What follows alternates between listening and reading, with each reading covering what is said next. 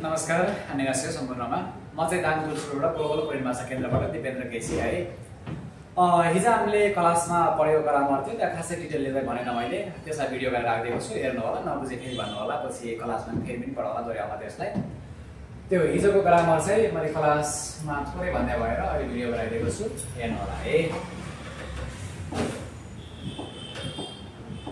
ल अब त्यो ग्रामरमा चाहिँ हामीले हिजो भनिरहेको थियो भेस्टी प्लस उम्र म एदो फुलको आगो र नाउन प्लस एदो फुलको आगो भन्ने चाहिँ थियो। यो भनेको हुँदा हुँदै पनि र भए तापनि भन्ने अर्थ चाहिँ लाग्छ है। तपाईँले त्यहाँ मिनिङ मात्रै गरेर पढ्नु भएको थियो होला, या फुलको आगो भने चाहिँ फुलको आधा भनेर पढ्नु भएको थियो होला। यसलाई चाहिँ विशेष ग्रामरसँग चाहिँ पढ्न सकिन्छ। पुरानो बुकमा खासै तपाईँले भेट्नु भएन, अब अहिले नयाँ बुकमा चाहिँ राखिएको छ। त्यो नयाँ ग्रामर पढ्दै गरौँला बिस्तारै। तपाईँलाई कुन ग्रामर पढ्न मन छ कमेन्ट गरेर छोडिदिनु भयो भनेपछि त्यो पनि पढाइदिनेछु। ल हेर्नुहोस्, अब यहाँ चाहिँ भेस्टी प्लस उम्र म ल हेर्नुहोस् एदो फुलको आगो र नाउन प्लस एदो फुलको आगो भनेको छ हुँदा हुँदै पनि र भए तापनि भन्ने अर्थ चाहिँ लाग्छ यसको। र यसमा मैले परिभाषा गरेर राखिदिएको चाहिँ छु, त्यो हेर्नुभयो भने अथवा पढ्नुभयो भने अलिक सहज पनि होला। जसमा हेर्नुहोस् जुन कुनै अवस्था अथवा प्रतिकूल परिस्थिति हुँदा हुँदै पनि वा भए तापनि दोस्रो वाक्यमा केही ल हेर्नुहोस् कार्यहरू हुने वा गर्ने अवस्थालाई जनाउँछ भन्नु खोजेको चाहिँ छ है। यो बुझ्नु मतलब त लेख्नु मतलब हेर्नुहोस् जुन कुनै अवस्था अथवा ल हेर्नुहोस् प्रतिकूल परिस्थिति भनेको चाहिँ अनुकूल परिस्थिति छैन अथवा गाउँको अवस्था चाहिँ छ, प्रतिकूल अवस्था छैन भने त्यस्तो हुँदा हुँदै पनि अथवा भए तापनि दोस्रो वाक्यमा केही ल हेर्नुहोस् कार्यहरू हुने अथवा गर्ने नचाहँदा पनि यस्तो हुने, यस्तो टाइपले बुझ्न सकियो। र हेर्नु त्यस्तो अवस्थालाई जनाउँदछ भनेर चाहिँ छ। र यहाँ मैले नोट भनेर लेखेको छु, यसलाई उन न नुन देदो फुलको आगो राखेर पनि प्रयोग गर्न सकिन्छ भनेको छ। यो माथि यो उम र म एदो फुलको आगो भन्नु र उन न नुन देदो फुलको आगो भनेको छ, यो यसरी दुईवटै प्रयोग हुन सक्छ भनेर चाहिँ छ है। ल हेर्नुहोस्, अब यसलाई चाहिँ मैले तीनवटा विभाजन गरिदिएको छु टेन्समा चाहिँ, एउटा प्रेजेन्टमा, एउटा पास्टमा र अर्को फ्युचरमा चाहिँ छ। ल हेर्नुहोस् प्रेजेन्ट टेन्समा दिएको छ उम र म एदो फुलको आगो भनिदिएको छ। अनि पास्ट टेन्समा हेर्नु भेस्टी प्लस अस आसियस उमेदो फुलको आगो भनिदिएको छ। ल हेर्नुहोस् यो चाहिँ यहाँ अस आसियस भन्दामा चाहिँ तपाईले उ भए वस अनि हादा भए हेस गराउन सक्नुहुन्छ। यो अस आसियस वस यस गराउन चाहिँ सकिन्छ है, यसरी ख्याल गर्नु होला। उमेदो फुलको आगो र फ्युचर टेन्समा चाहिँ ल हेर्नु भेस्टी प्लस गेस उमेदो फुलको आगो गराउन सकिन्छ है, त्यो ख्याल गर्नुहोस्।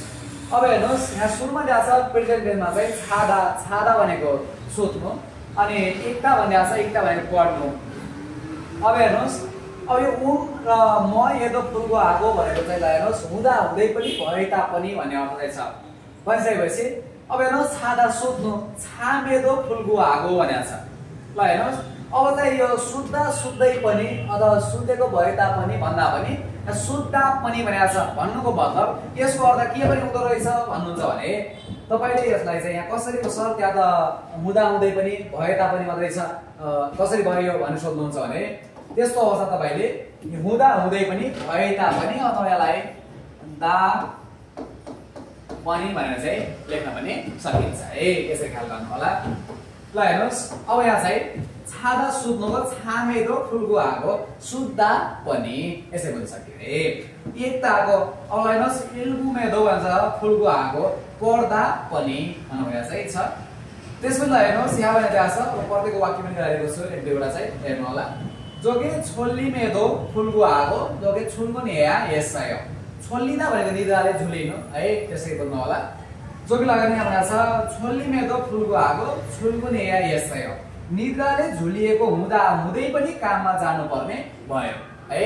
हुँदा हुँदै पनि दा पनि है, यसै बोल्न सक्यो। निद्रामा झुलिएको हुँदा हुँदै पनि काममा जानुपर्ने भयो, यसै बोल्नु होला।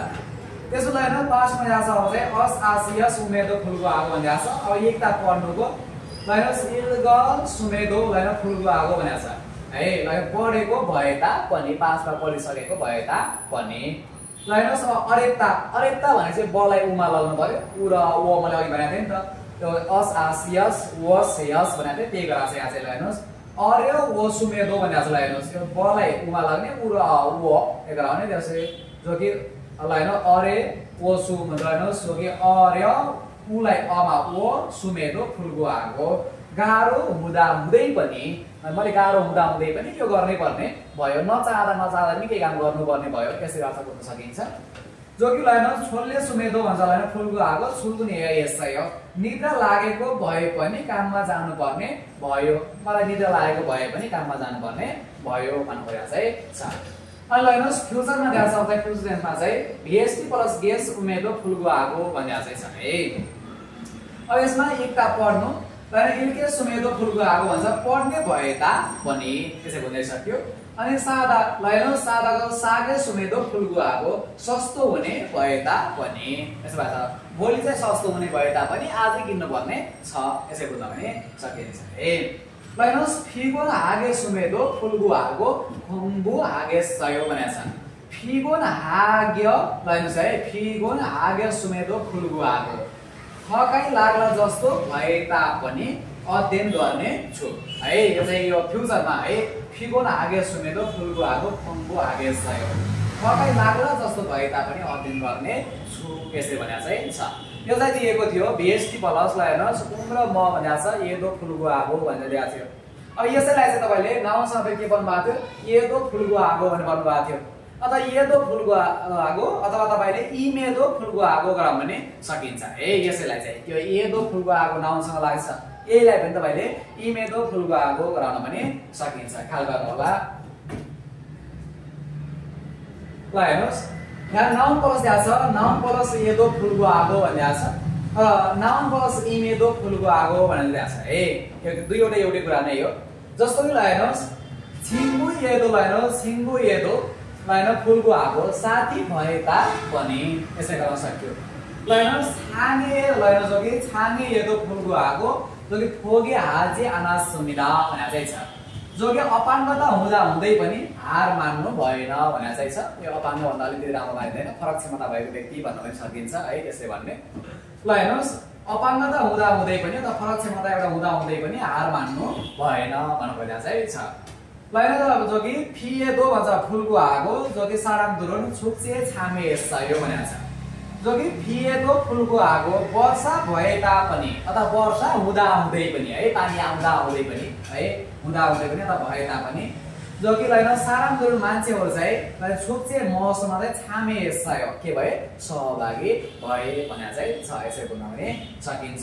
ल हेर्नुहोस् अनि फुनुन हाक्से भन्छ इमेदो, यहाँ हेर्नुहोस् न यो नाउन प्लस इमेदो जो कि अथवा यो एदो भन्ने प्रयोग गरेको छ, यो एउटै कुरा हो भनेर भनिरहेको थिएँ, त्यही भएर चाहिँ ल हेर्नु यहाँ चाहिँ फुनुन हाक्से इमेदो त्यो अथवा ऊ होइन त्यो अथवा ऊ चाहिँ विद्यार्थी जो कि हुँदा हुँदै पनि अथवा यसमा हाक्सेन इमेदो चाहिँ हाक्सेन एदो विद्यार्थी हुँदा हुँदै पनि जो कि हुँदा हुँदै पनि सुअबे छाल छामे हाजी आनायो भनेर चाहिँ हेर्नुहोस् छामे हाजी आनायो भनेर छ। सुअबे क्लासमा चाहिँ राम्रोसँग के हुँदैन सहभागी हुँदैन भनेर चाहिँ छ है।